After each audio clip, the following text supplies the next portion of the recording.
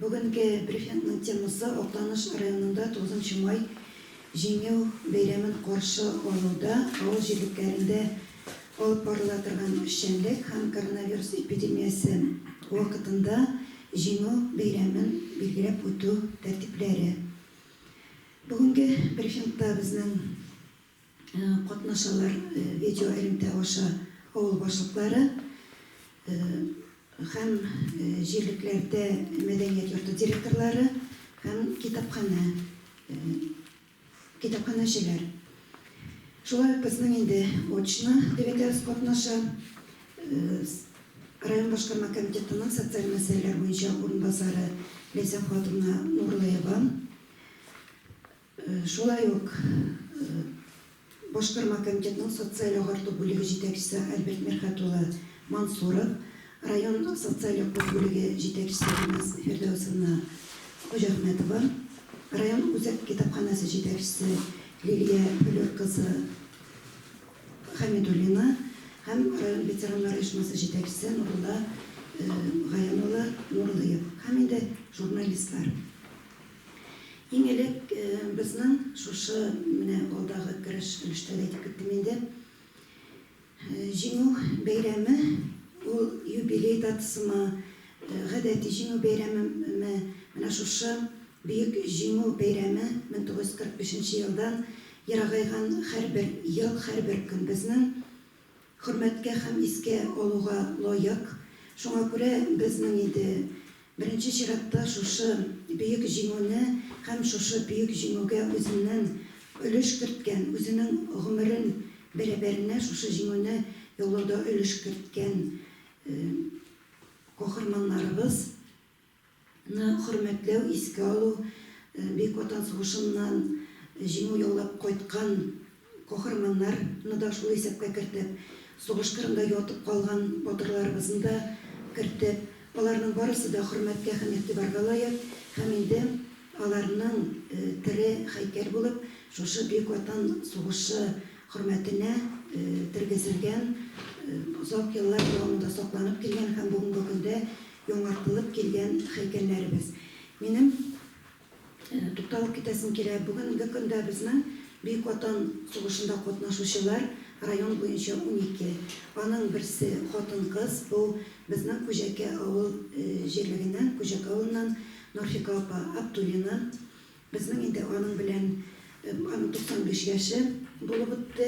Узган елда моның буенча инде Нурфика апа ул бик актив, аяк акыллы, бүгенге көндә дә кадер хөрмәттә, бу улының балаларының кадер хөрмәтендә яши. Аның белән инде безнең журналистлар тарафыннан да бик матур тапшырулар әзерләнде. Һәм гомумән инде һәрбер сугыш ветераны район башлыгы Әңгелне авылы тарафыннан да, авыл башлыклары тарафыннан да һәм гомумән районда яшәгән һәрбер кеше тарафыннан хөрмәттә.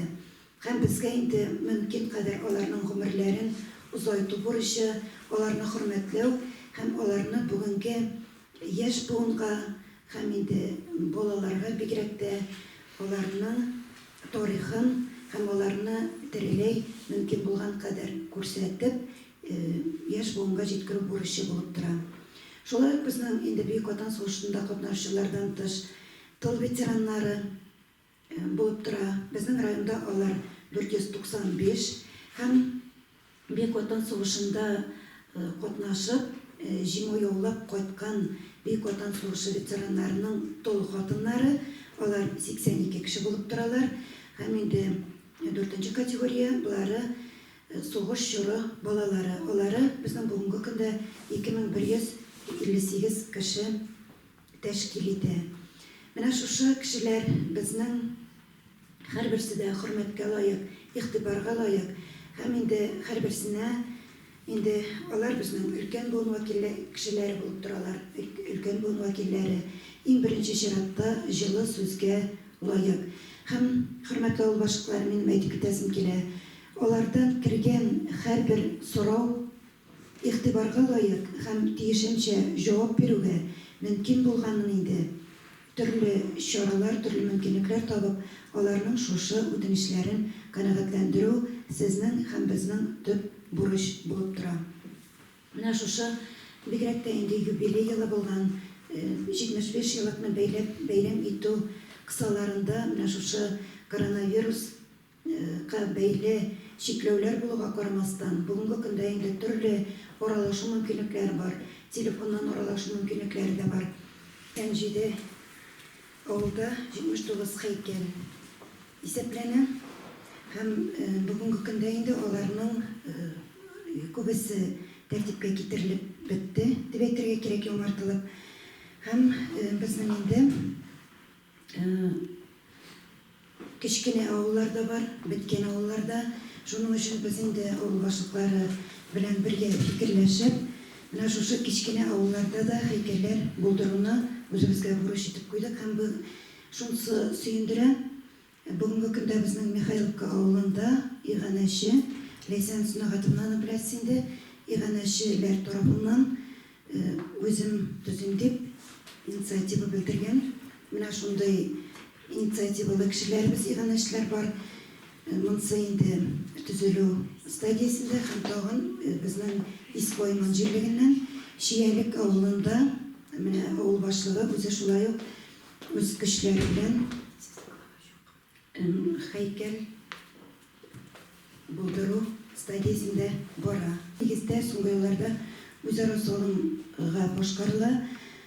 Үзара салым акчасына һәм безнең әйткәнемчә инде иганәчеләрне җәлеп итеп, узган ел безнең менә Токталачык авылында шулай грантны җәлеп итеп безнең бу Токталачык авылы һәйкәле Рәдис абый вакытында башланган иде. Моны дәвам итте Илһам Сәлимҗанович һәм инде ул менә үзенең иптәше белән берлектә җирлек китапханәчесен җәлеп итеп, алар грант яздылар Татнефть компаниясенә. Бер өлешен инде аның белән тулыландырып, һәм менә быел әлеге һәйкәлне алар тулаем җиренә җиткереп эшләп бетерделәр.